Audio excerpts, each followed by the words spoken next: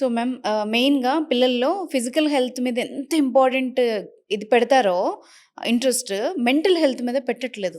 మీరు చెప్పినట్టు ఏదైనా చెప్పినా అవేర్‌నెస్ కూడా ఉండదు. తీసుకోరు అండ్ ఒప్పుకోరు. ఫస్ట్ ఆఫ్ ఆల్ మా పిల్లలకి మెంటల్ ఇష్యూ ఉంది అని ఎట్లా చెప్తారు అన్న ఫీలింగ్ సో, ఉంటుంది. దీనికి ప్రాబ్లమ్ ఏంటంటే మన హ్మ్. వరల్డ్ ఓవర్ హ్మ్. ఒట్టి మన కంట్రీలో గాదు. హ్మ్. అమెరికాలో గూడా ఇంక్లూడెడ్. స్టిగ్మా ఉంది. మైండ్‌కి ఏదన్నా ప్రాబ్లమ్ వచ్చింది అనంటే అదేదో తక్కువ. అదేదో దాచుకోవాలి. అదేదో చెప్పకూడదు. ఇట్లాంటి ఒక అపోహ ఉంది. బ్రెయిన్ మన బాడీలో పార్ట్ గదా! అవును.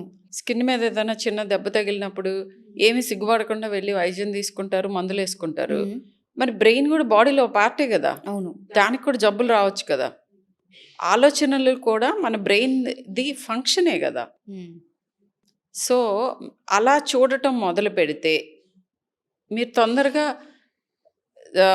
డాక్టర్ హెల్ప్ తీసుకుంటే పిల్లలు చాలా, చాలా హాయిగా పెరుగుతారు. యెస్. అవును. అండ్ చాలా రకాల ప్రాబ్లమ్స్ ముదిరిపోయే వరకు అటెన్షన్ ఇవ్వరు. హ్మ్. అవును. నేను ఒక ఎక్స్‌ట్రీమ్ ఎగ్జాంపుల్ చెప్తాను. హ్మ్. So, it just to get the point across.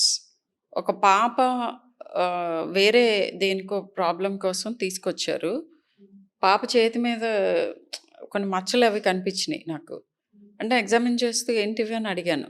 అనంటే పాపని బయటికి పంపించారో లేకపోతే తన ఎదురు పాప చెప్పలేదు. మామూలుగా దెబ్బలు తగిలినియి అంది. ఓకే అన్నాను. But I had a doubt. So, పాపని బయటికి పంపించి అడిగిన తర్వాత ఆ మదర్ మళ్ళీ వేరే సిట్టింగ్‌లో వచ్చి చెప్పారు. పాప కోసుకుంది.